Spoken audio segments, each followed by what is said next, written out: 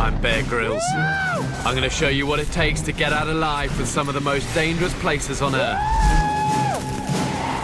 I've got to make it through a week of challenges in the sort of places you wouldn't last a day without the right survival skills. Now, I'm in Arnhem Land, Northern Australia, where the man-eating saltwater crocodiles dominate the food chain. Man, you see the size of it? I'm hanging on to crumbling sandstone, and I battle to stay out of the water and away from those hungry crocs.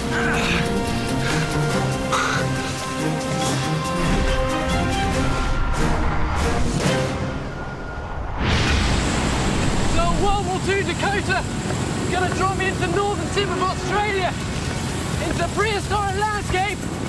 That's Arnhem Land! I call it prehistoric because Arnhem Land is one of those rare places that's remained unaltered since time began. That's 3 miles to Bachelor, sorry, outside of... With scorching heat and deadly snakes, it's no surprise that people have struggled to survive here. Then, at the top of the food chain, the flesh-eating crocodile, and there's over 100,000 of them here. Some of those crocs can weigh over a ton. Make one careless move, and you're going to end up as lunch.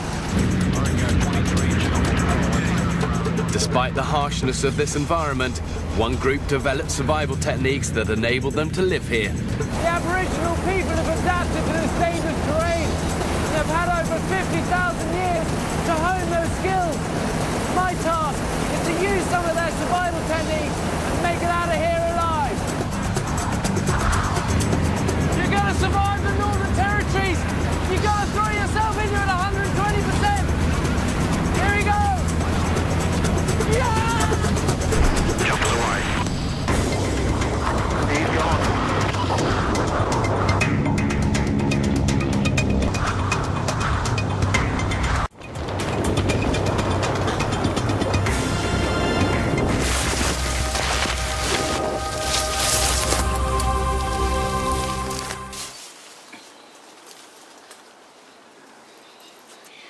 The rope off a parachute is an important survival tool. Now I'm going to cut the rope off and get out of here.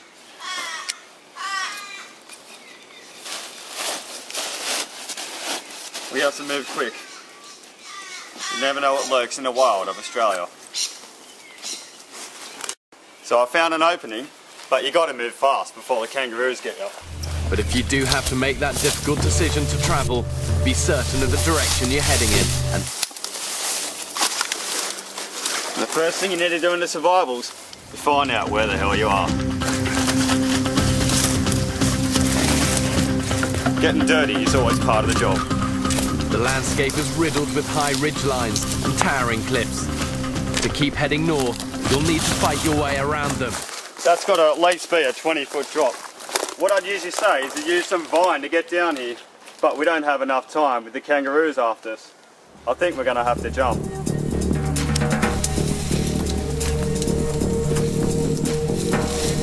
This is a tricky climb. That's never fun doing that, but you got to do it to survive. Oh mate, don't trip there. It can be dangerous in these rough terrain. Now, if you have a look here, it's a cave. It's a prime time for shelter, if you need it. The sun's starting to come down, so we might need to sleep here. Now we're going to look for some snakes and some spiders. The huntsmans are good to eat.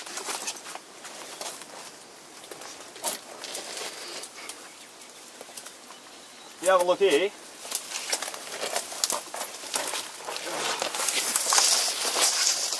if you have a look in here, just pass me that, you'll see a cave in there. That's actually quite good, but you have to watch out for the funnel webs. Apparently in Australia they're the most dangerous spiders.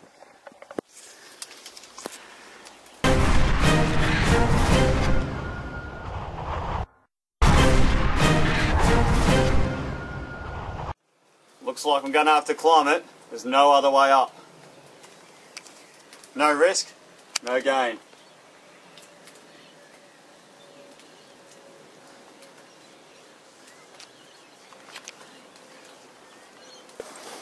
Now as you can see, there's a nice tree just here.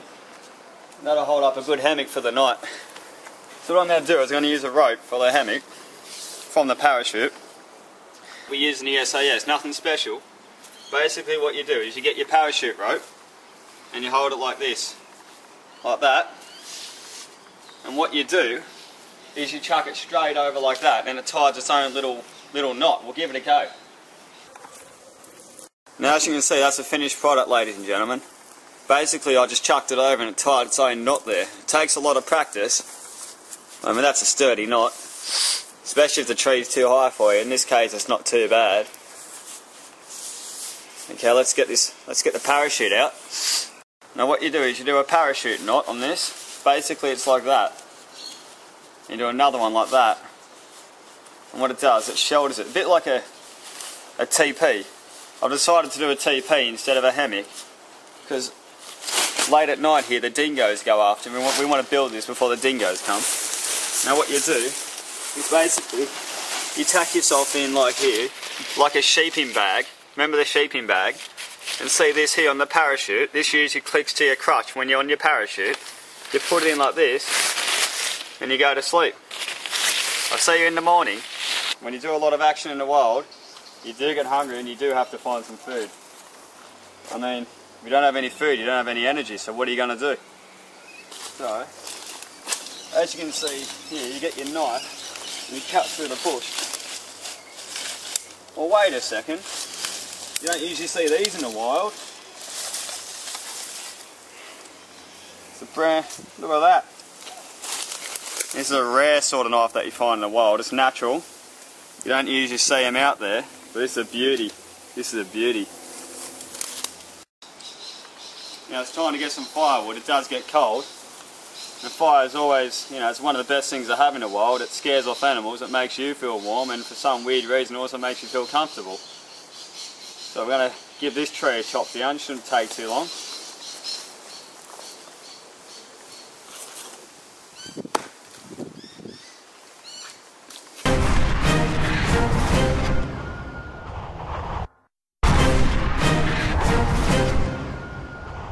Now as you can see with the wood that I just chopped down, I've got a fair bit of wood here. It's nice, thick, beautiful. And this is guaranteed to start a fire. It's a bit damp, but you know, we'll get that going. She's a beauty. We'll get her going in due course. Now what we're doing in the wild is we're looking for some food. And we'll have a look at that. That's a worm that they have in Australia. But when you're in the wild, you've got to take any source of protein that you can get.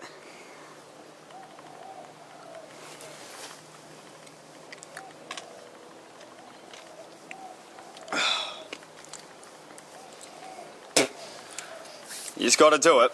You can't be a pussy. Now I'm going to find some more food. Look at this. It's a witchery grub.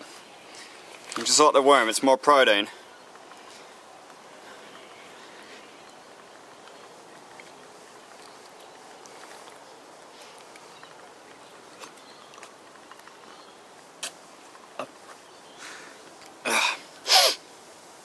It doesn't taste good, but it'll keep you alive in the wild. Okay, let's do this. Now I'm going to find a bit more food. Because that witchery grub just wasn't enough, was it? Not to survive. Well, yeah, have a look at that. Good old famous meat pie. Apparently these are common in Australia. I wish I found this before the meat. Before the witchery grub. Mmm. Mmm. Now, I don't know how long it's been there for, but you can't risk it, can you? Bloody beautiful. Mm. Now we're going to find some shelter.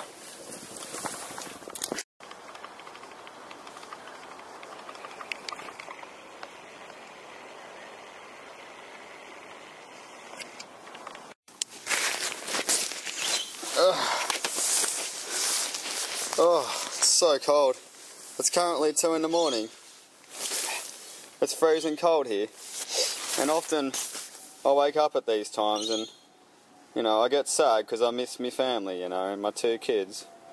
I often question my Christian faith in times like this because I'm so far away from home, my friends, my family. But you know the best thing about survival, especially in the cold? I read a book about 2 guys who got lost in the Kimberleys, and to survive, they actually ate each other's semen because it's quite warm. I mean, it's quite a wonderful story, you know. It really does inspire me. I guess that is a way to survive instead of drinking my own urine. I mean, if you don't have any left. Well, I'm going to turn you off now. I'm going to try and get some more sleep.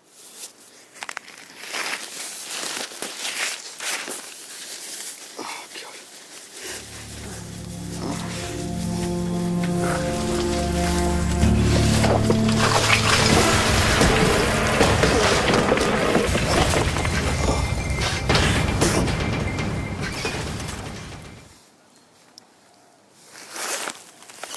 Oh, shit.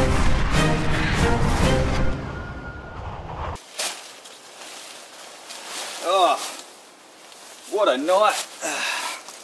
Oh, shit. That was a crazy night tonight. Bloody cold, you know. The Aussie outback. I mean, you wouldn't think so, would you? I thought it was hot out here, but... You know, it was a good shelter, though. I mean, if you're stuck. And it wasn't too bad, you know. I kept myself warm in there. Now we're up in the tree. Now I can hear something. It sounds like water. What the? Well, I didn't see that before. Backyard, mate. Oh, mate, sorry, mate. Sorry, mate. My Arnhem Land encounter is over. An ancient place where Aboriginal hunters have survived in harmony with nature for over 40,000 years. It's an extraordinary place and has been an extraordinary experience. To see more great moments from the show, visit discovery.com/man vs. wild.